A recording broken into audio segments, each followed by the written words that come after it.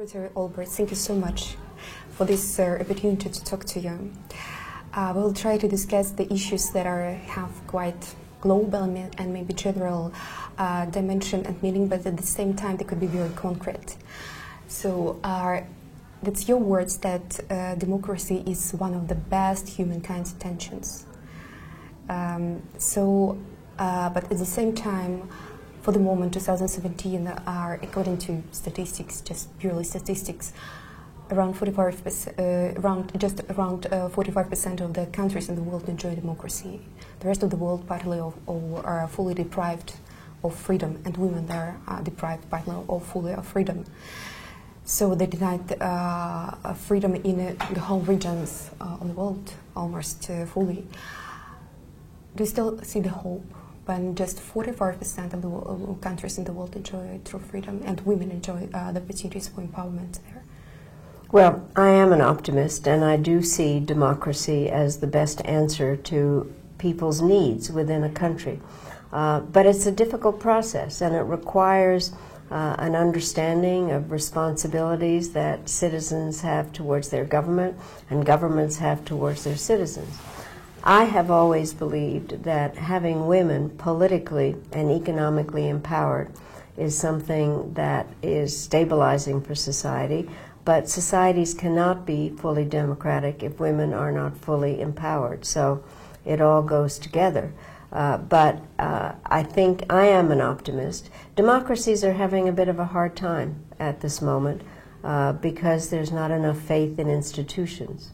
And I think that women, by being a part of the process, can help to connect better with the people in a country, explain what the responsibilities are. So it's still a lot of work, but women are absolutely essential to making democracy work. Okay. So, but still to develop on the previous question, there are regions like Middle East, Eurasia, and for example, North Africa, where the situation is the worst. You have the global perspective for this issue.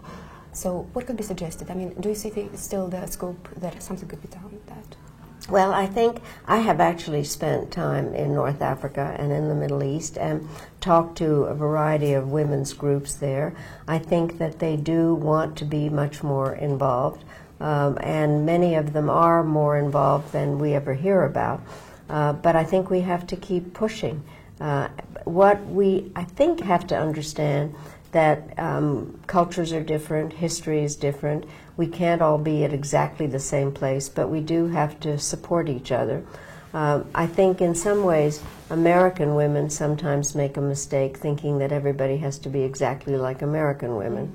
I do think we need to respect culture in other countries, but we also have to understand our common, I don't think anybody can say X country is not ready for democracy, because people all everywhere want to make decisions about their own lives, and so we need to be supportive of each other. Mm-hmm. Do you personally believe in the so-called theory that the more women are in the power, the less violence and warfare and poverty are in the world is? I do believe that that in fact that women have more of a capability of reaching out to each other and having a way of empathy and understanding each other.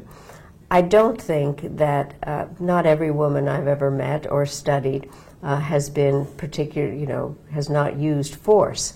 And so I think we have to be careful about generalizations, but I do think that women have a capability of reaching out, understanding, working with each other across ethnic lines or tribal lines, and I've seen it in a number of countries, and certainly something that when I was Secretary of State I promoted, and then Hillary Clinton, when she was Secretary of State, really worked on that whole process.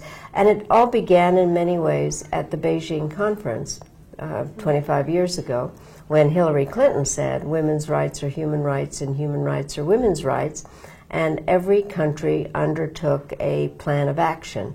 And so the question is how we keep pursuing that and make it a common effort. Mm-hmm. your personal story as a Secretary of State, concerning your personal experience, what kind of gender-related difficulties did you face, did you encounter, if any, during your work? Well, I was one of an early generation of women, and despite the fact that I had a PhD, people wondered what I was doing in the room, and people thought when my name came up to be Secretary of State that a woman could not be Secretary of State, primarily because Arab countries would not deal with a woman. So then what happened was the Arab ambassadors at the UN, because I had been ambassador at the UN, said we had no problems dealing with Ambassador Albright. We wouldn't have any problems dealing with Secretary Albright.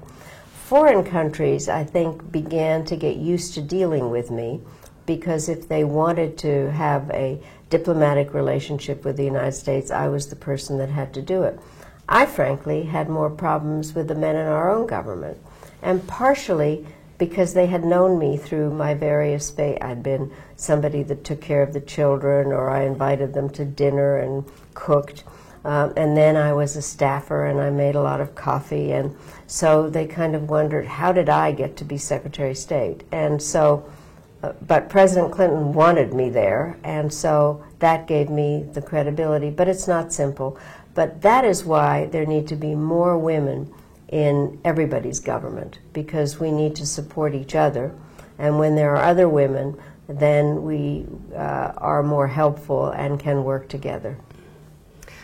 And what was what helped to overcome the misogyny and etc., the things like that, the worst things that... Well, I think the thing that would happen was I actually would be told not to argue emotionally, what my views were and why. And I learned to argue very pragmatically and straight. And I finally decided I did have the highest ranking job, and the president wanted me there, and so I found my voice, and I spoke very strongly, and I'm very proud of what we were able to do during the Clinton administration in terms of expanding NATO, working to stop the ethnic cleansing in the Balkans, and that had a lot to do with having the capability to express my arguments clearly. Mm-hmm. You mentioned that as a Secretary of State, there were some concerns concerning the Arab countries, whether they could deal with the female state of Secretary of State.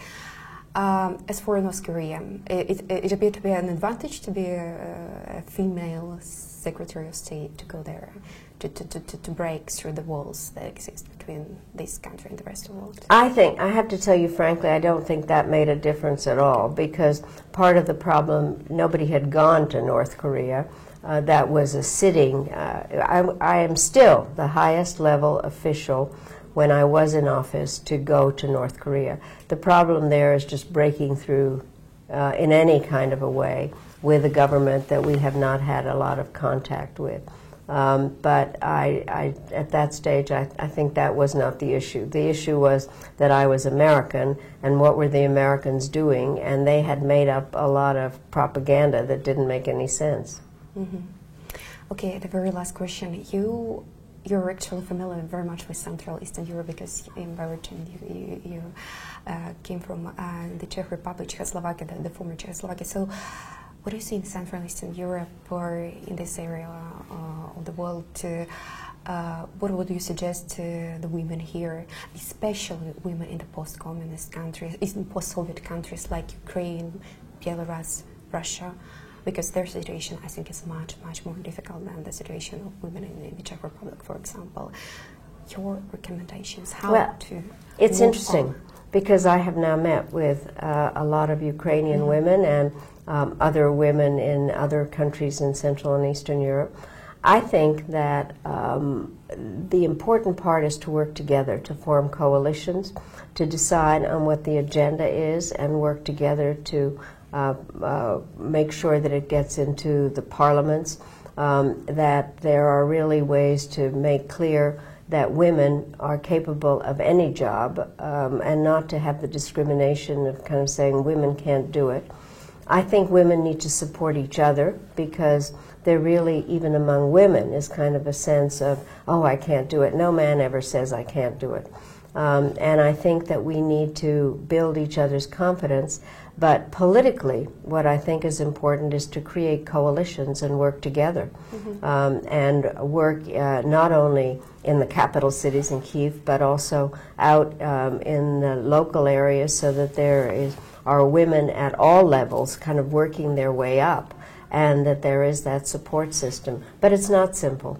And I think that in various research work that I had done earlier in the 90s, I think there were women that had been liberated to work twice as hard, but not necessarily to have political positions. And so that is what has to happen. We know how, women everywhere know how to work all the time, but it's a matter of having the political influence, and that can only come by working together and supporting each other in parliaments and in local offices. Okay. Secretary Olbryt, thank you so much. Thank you. That's the end of our talk. Thank you so much. Thank you very much.